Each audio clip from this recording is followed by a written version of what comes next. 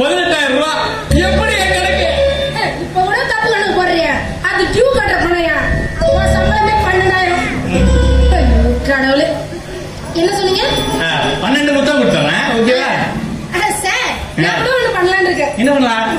நீங்க கொடுக்குற முத்தத்தை அப்படியே மொத்தமா வாங்கி வீட்டுக்காரனுக்கு ஒரு 6, ஐயோ, மளிகை கடைக்காரனுக்கு ஒரு 6, ஐயோ, பால் கடைக்காரனுக்கு ஒரு 3, ஐயோ, அப்படியே பிரிச்சு கொடுத்துறேன். வேணாமா தாயே,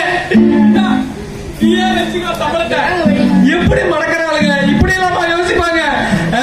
ஆனா ஒண்ணு, இனிமே இந்த வீட்டுல நான் சொல்றபடிதான் நடக்கணும். இல்லனா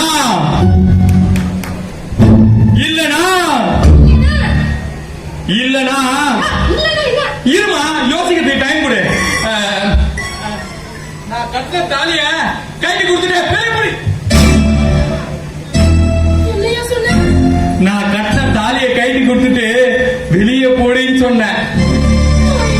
ஆனா அது உன்னால முடியாது. ஏன்னா இன்னும் சொன்னானே, புருஷன் கொலைகாரனா இருந்தாலும் கொள்ளக்காரனா இருந்தாலும் அவனுக்கு அடங்கி போறதோ பொண்டாட்டி. நானே ரொம்ப நல்லவன், நீ என்ன போட்டு துவைச்சு எடுக்கிற. இனிமே அது நடக்காது.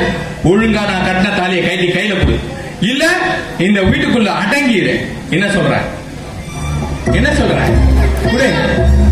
தாலியை கேட்டு என்ன சம்பள கவரா? என்னது இது? சம்பள கவர் நூல் மாதிரி தெரியுது.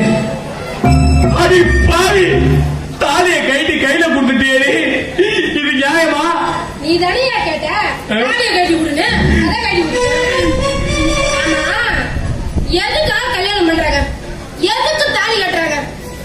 வண்டி ஓட்டுறவனுக்கு லைசன்ஸ் எது கொடுக்குறாங்க? வண்டி ஒழுங்கா ஓட்டணும். ஒழுங்கா வண்டி ஓட்ட தெரியாதவனுக்கு லைசன்ஸ் கட்டு. அதே மாதிரி குடும்பம் ஒழுங்கா நடத்த தெரியாத உனக்கு இந்த தாலி கையில. கிளம்பு.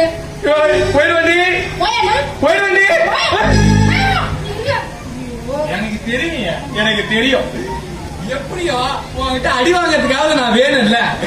நான் ஒன்னும் எதுவும் பண்ண மாட்டேன். ஐயோ, உள்ள போய் எனக்கு காப்பி எடுத்து வர போறான்னு நினைக்கிறேன்.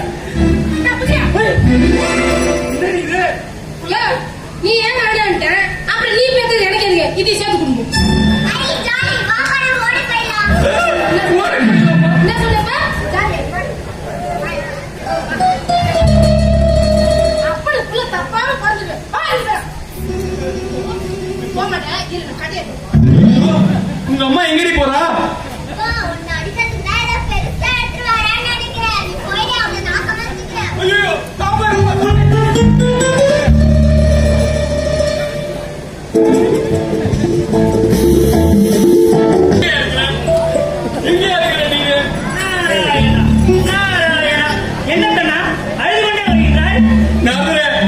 என் பொண்டாட்டி ஜெகன் பொண்டாட்டி மாதிரி இல்ல. ஆமா, நான் கூட பார்த்தேன். உயரத்திலும் தலையிலும் சற்று குறைவுதான். அதுவா இப்ப முக்கியம்? தாலியை கைட்டி கொடுன்னு ஜெகன் பொண்டாட்டி எப்படி உள்ள போனா? ஆமா, ஆனா என் பொண்டாட்டி தாலியை கைட்டி கொடுத்தோன்னு தாலியை கைட்டி கொடுத்து என்ன வீட்டை விட்டு வெளியே தோர்த்திட்டாயா? உன் பேச்ச கேட்டதுக்கு இப்ப நான் நடுத்தரல நிக்கிறேன். அண்ணா அண்ணா, சரியாக யோசித்து சொல். என் பேச்சை கேட்ட போனாய். நான் வேண்டாம் வேண்டாம் என்று சொல்லும் பொழுது திருப்பி கொண்டு சென்றாய். இப்ப அழுது கொண்டு வந்து நின்றுவிட்டு என்னால் கேட்டது என்கின்றாயே. ஆமா நாதரே, நீயும் வேணாம் தான் சொன்ன. ஆனா என் பொண்டாட்டிக்கு என் மேல அன்பு இருக்கிற மாதிரியே தெரியல. இதுக்கு மேலேயும் அவ கூட வாழ முடியாது. நான் இந்த கொடையை சுத்தி கைட்டி விட்டுறேன். வேண்டாம் கண்ணா, அவளாவது சந்தோஷமா இருக்கட்டும். வேண்டாம் கண்ணா, இந்த ஒரே ஒரு முறை எனக்கு ஒரு வாய்ப்பை கொடு. உன் மனைவி உன் மீது எவ்வளவு அன்பாக இருக்கிறான் என்பதை நான் நிரூபிக்கின்றேன். அடப்போனாதர, என் பொண்டாட்டிக்காவது என் மேல அன்பா? அதெல்லாம் அடையவே கிடையாது. சற்று ஒதுக்கி நிற்போம். அதோ அண்ணன் உனது மனைவி வருகின்றார். ஒதுக்கிக் கொள்வோம். நடப்பது வேடிக்கை பார்க்கலான்ற. கண்டிப்பா.